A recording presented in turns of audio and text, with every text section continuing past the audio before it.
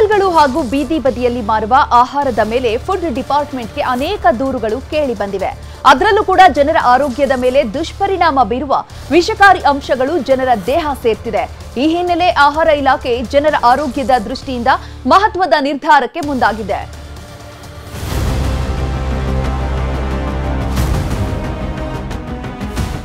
ಜನರಿಗೆ ಇತ್ತೀಚೆಗೆ ಕ್ಯಾನ್ಸರ್, ಹೊಟ್ಟೆ ಸಮಸ್ಯೆ, ಅಲರ್ಜಿಯಂತಹ ಸಮಸ್ಯೆಗಳು ಎದುರಾಗ್ತಿದೆ.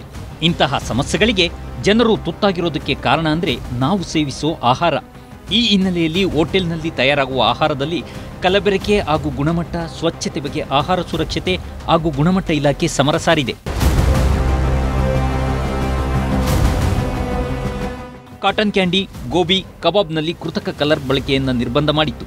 ಇದಾದ ಬಳಿಕ ಪಾನಿಪುರಿ, ಶರ್ವಮ ಸೇರಿದಂತೆ ಅನೇಕ ಆಹಾರದಲ್ಲೂ ಕಲಬೆರಕೆ ಹಾಗೂ ಗುಣಮಟ್ಟದ ಕೊರತೆ ಕಾಡುತ್ತಿರೋದ್ರಿಂದ ಹಲವು ನಿರ್ಬಂಧ ಹೇರಿದೆ.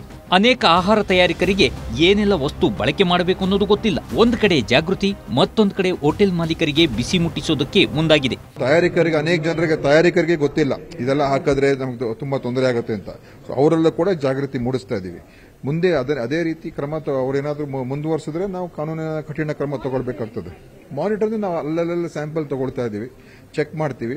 ಆ ಸ್ಯಾಂಪಲ್ಗಳಲ್ಲಿ ಮತ್ತೆ ಈಗ ನಾವು ಎಲ್ಲಾ ಕಡೆ ವಾರ್ನಿಂಗ್ ಕೊಡ್ತಾ ಇದೀವಿ, ನಿಷೇಧ ಮಾಡಿದೀವಿ.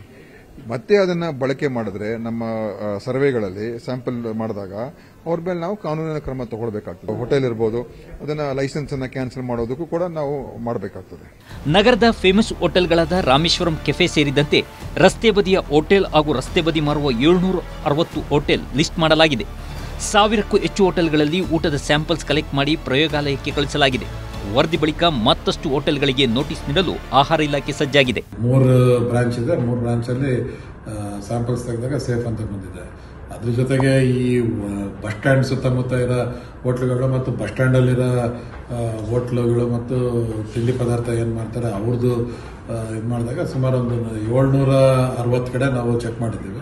ಈ 760ರಲ್ಲಿ 128 ಕಡೆ ನಾವು ನೋಟಿಸ್ ಕೊಟ್ಟಿದ್ದೇವೆ, ಸ್ವಚ್ಛತೆ ಮೇಂಟೈನ್ ಮಾಡಬೇಕು.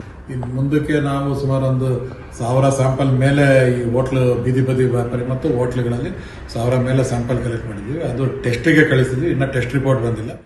ಒಟ್ನಲ್ಲಿ ನಗರದ ಫೇಮಸ್ ಹೋಟೆಲ್ಗಳಲ್ಲೇ ಜನರಿಗೆ ವಿಷಾಹಾರ ನೀಡಲಾಗ್ತಿದೆ. ಹೋಟೆಲ್ ಮಾಲೀಕರು ಜನರ ಆರೋಗ್ಯ ದೃಷ್ಟಿಯಲ್ಲಿಟ್ಟುಕೊಂಡು ಕಟ್ಟುನಿಟ್ಟಿನ ಸೂಚನೆ ಪಾಲಿಸಬೇಕಿದೆ.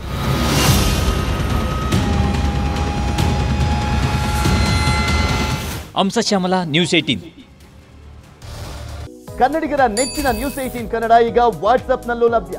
ಕರ್ನಾಟಕ, ದೇಶ ವಿದೇಶಗಳ 360 ಡಿಗ್ರಿ ಸುದ್ದಿಯ ವಿವರಗಳನ್ನ ನಿಮ್ಮ ಕೈ ಬೆರಳುಗಳಲ್ಲೇ ಪಡಿಲಿಕ್ಕೆ ಈ QR ಕೋಡ್ ಅನ್ನ ಸ್ಕ್ಯಾನ್ ಮಾಡಿ, ನಮ್ಮ ಚಾನಲ್ ಫಾಲೋ ಮಾಡಿ, ನೋಟಿಫಿಕೇಶನ್ ಆನ್ ಮಾಡಿ.